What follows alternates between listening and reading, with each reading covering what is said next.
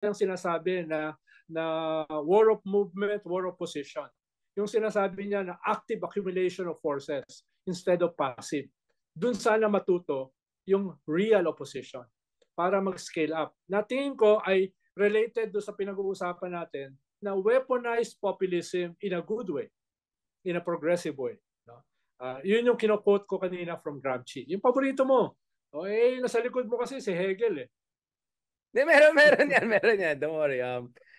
Well, I mean, for me, obviously, para lang hindi sa puro mga white man lang kinakot. I mean, for me, it's Rumi, really. Thanks to the mga nag-mention. I mean, you know, Yes. the light enters where, I mean, the wound is where the light enters, diba? It's in moments of temporary failure, in moments that you're doubting yourself, dun mo ma-realize what is really the right direction. Dun mo ma-realize the defining moments. The defining moments. Exactly. So ako, I'm also very Rumi on that sense in terms of, you know, it's those, kaya mahalaga yung reflection, self-awareness, introspection, absolutely. The reflexivity is very important kasi fundamentally it's about belief in grace, kasi you want to have grace if you don't accept your imperfections. At the same time, you need self-reflection, introspection in order to get things move forward. Kaya interesting grace in power.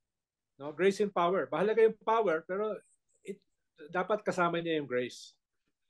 It's nested in that. No, I mean, I appreciate it because I think usually ang misunderstanding is kung ikaw ay you know, you did the whole Hegel, Marx, whatever. The expectation is wala ka nang paki sa, you know, the matters of spirituality as conventionally understood. But I'm glad that here we are both progressives. But I think people want to have to understand that we're entering here from a very, it's almost it's a form of piety, right? It's a form of piety towards the value of democracy, an empowered society, and also yung pakiki, you know, it's solidarity, essentially. Solidarity with our mga kababayan natin who don't have the kind of privileges we have, but definitely deserve it as much as any one of us. Kaya nga mahalaga na basahin din natin yung young Marx as well as yung old Marx. Tingin ko meron siyang belief sa isang higher consciousness. No? Masyado siyang sinasabi na very materialist. Pero tingin ko may spiritual component, even Marxism. No? Naniniwala siya sa yung kanyang change from quantitative to qualitative entails a belief in a higher consciousness. Oh, may catechism din naman talaga sa Marxism and all of that. Yeah, except, you know, the way it was interpreted by a Russian friend. Pero Big R, baka nalilito na yung ating mga trolls. Yeah, sa pinag-uusapan natin. Mga comments nila dito, Papa. Spiritual enrichment episode. Ayan. Alam mo mga comments dito. Mahal ka na daw nila. Oh. In love na daw sila sa atin. Kasi nakita nila. Ito yung sagot namin sa Cool Pals. I don't know if narinig mo si Ronald. May grupo na Cool Pals. Parang sabi ko, mas bagay sa atin dalawa yung Cool Pal eh. Yung Kupal na cool. Pero naunahan tayo. So, yun po yung sagot natin sa mga kaibigan natin sa Cool Pals. Baka Monday pwede tayo mag-interface. Thank you so much. Ano nang tawag ko sa iyo? Manzanas, Richard. Basta para sa akin, Ronaldo. Parang mas gusto ko yung Alden Richards. Ang yun nga ako rin. Kahit nasisira yung Richards ko, pero sige, Ricardo. Ronaldo, Ricardo, RNR, thank you so much. Maraming salamat. Ngayon naman, pag-usapan natin, balik tayo sa Earth. Okay, let's Earth calling Richard. Ito na yung Nietzsche. Ito na yung Nietzsche na bababa na from the mountain type. Okay. Yan na, pag-usapan natin yan. Balik na tayo sa very exciting and depressing Philippine politics. Thank you very much, Sir Ronald.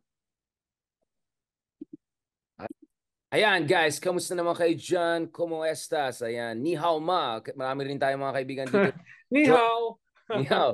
Joining us for no, but by the way, on a serious note, marami din tayong mga Chinoy na kapatid na tuwan-tuwa din sa mga interventions natin because they know where we're coming from. Napahamak itong mga triads, mga spies na galing sa iba, na pinapahamak yung mga kababayan natin, patriots na kababayan natin na Chinoy. Kaya I'm very glad that Senator Gatchalian has taken up the cudgels. Now, having said that though, nakikita ko bakit malakas yung kumpiyansa ng mga Chino na i-weaponize itong leftist progressive discourse to their own advantage dahil we had someone called Rodrigo Duterte, diba? And Duterte throughout his 6 years did nothing but essentially peddle pro-China line, narratives, conspiracy theories, and wala siyang ginawa kundi murahin ng US among others. I mean, sometimes yung mga Western regimes and colonial history, you have to really, medyo siguro kailangan ng konting spicy criticism.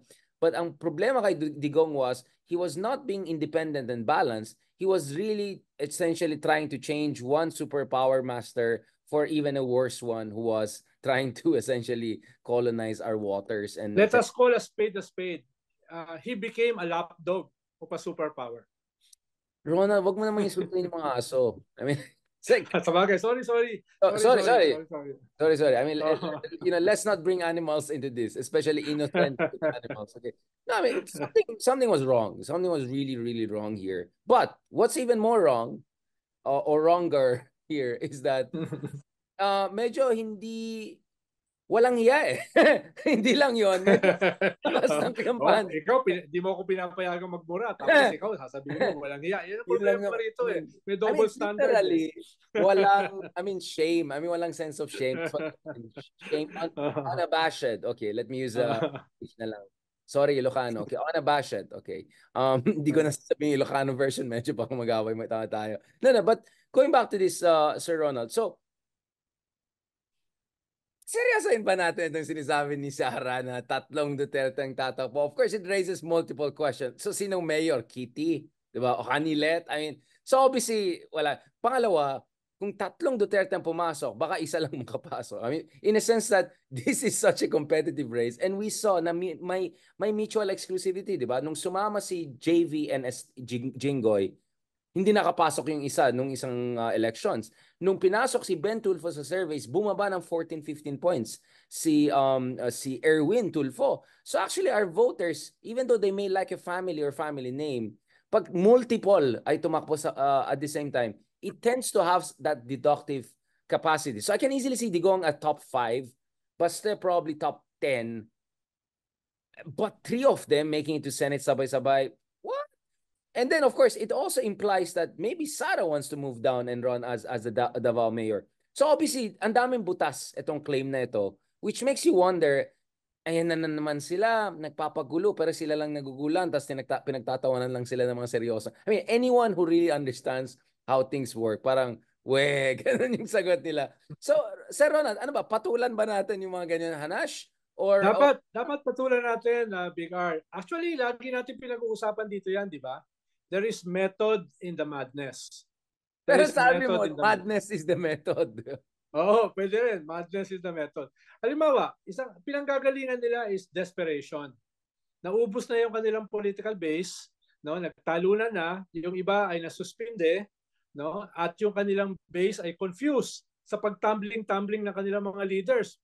Pro-Marcos, anti-Marcos, pro-Marcos, anti-Marcos, pro-Marcos, no? Ang sabi ni BBM is complicated. I disagree with you. Sabi ni, ito yung super analysis na pinakagusto ko. Sabi ni ex-Human Rights, akala nyo nawala na yung black magic. Yung Duterte magic. Ng Freudian slip ako. Nawala yung Duterte magic. Natataranta na daw tayong lahat. Wow, we're so scared. I stand corrected. No, I stand corrected kay idol ko na ex-human rights lawyer, di ba? So, yun yung isa, no? Pinanggagalingan niyan ay desperation, no? They have to go on the offensive. Hindi sila pwedeng defensive eh. Dahil lalong mag-hemorrhage yung kanilang base. Lalong mag-hemorrhage. At doon tayo pupunta sa ikalawang factor. Yung method in the madness. This is classic Duterte. This is classic Duterte disruption. No? Tinataob nila yung lamesa. At the very minimum, diba? At the very minimum, pinag-uusapan sila. At the very minimum, nagmamarka sila. No? At ang tingin ko, they are a brand eh. Parang Tulfo. Kahit anong sabihin mo sa Tulfo, walang machinery, walang partido, di ba? Pero nag-number 1 sa party list, nag-number 2 sa Senate. At ngayon, yung dalawang Tulfo, pasok sa Magic 12. Kahit sabihin mo na lang pa-fluctuate yung kanilang ratings, pasok sila sa 12. Ganun din ang balak ng Duterte. Gamitin yung what remains of the Duterte brand at tingin ko dalawa dyan ay feasible. Yung isa ay iiwan sa Davao. Hindi nila iiwanan yung bailiwick nila. Possibly ang iiwan si Pulong. dahil wala pang national prominence si Pulong.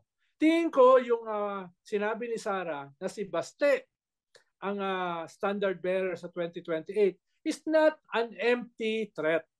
Tingin ko partly to deflect attacks from Sara, yung layunin. Pero tingin ko ay sinusubukan din nila. Si Bastiba ay magiging Digong 2.0 na mas gwapo ng hindi hamak, di ba? Imagine mo a Digong 2.0 na mas gwapo, mas attractive. Yeah, but no? minus all of Digong's credentials as an yes, lawyer, yes. everything. So, tinitignan din nila kung tataas siya. Kung tataas siya at si Sara bababa, why not? Diba? Why not?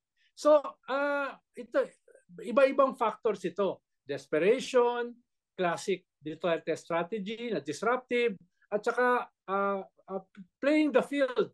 Alam nila na playing the field, yung Duterte brand, like the Tulpo brand, ay papasok kahit sino pa. Kahit sino pa yan. No? Kahit sino pa yan. Kahit sinong Tulpo yan, kahit sinong Duterte yan, mamarka. Dahil may brand eh. Yun yung kulang dun sa traditional opposition. The branding. No? Yung branding. Kaya ipatulpo mo is a brand. No? Yung Punisher Duterte brand is a brand. Diba? Kahit yan ay nabawasan na dramatically. Nabawasan na yan dramatically, it's still there. Yeah, it's still enough to make them win sa Senate. Yeah, I can easily see one or even two making it to the Senate, sure. Although baka hindi na makapasok si Amy. Because, I mean, medyo alanganin na. Feeling ko si Amy ang hindi makapasok pag pumasok yung dalawa. Or Francis Tolentino. Oo, I mean, delikado yung ibang PDP laban or Duterte allies. Actually, baka sila pang matamaan kaysa yung mga iba, di ba? Pero umalis na sila eh. Umalis na sila sa Duterte opposition eh. Sumama na sila sa administration eh. Kaya para sa Duterte administration, okay lang yon. Well, according to your favorite Senator Robin Hood Padilla, sabi niya, maganda po yan dahil magsasama kaming lahat. Ako, si Bato, Bongo, sinabi niya, Tolentino, tatlong Duterte, ganda po yan, magagawa namin yung kailangan namin. Talagang very happy siya kanina nung nag-react siya dito sa para 7. Duda ako kung makakasama nila yung Francis Tolentino. Tapos yung Bongo, may mga cracks na eh. Binanatan ni Baste, di ba? Binanatan ni Baste na sobrang tahimik, hindi sila dinidepensahan. Tapos si Bato naman nasabi ni Bato, mag-guerrilla pa na lang sila. Guerrilla strategy, whatever that means. I mean, medyo, kailangan mo medyo kung gusto mo mag-guerrilla, medyo I'm not sure makakaano na si Kuya. Pero, going back to this, Ronald, we also saw the limits of the Duterte brand. Again, I'm the last person to underestimate them. That's why we still bother to talk about them.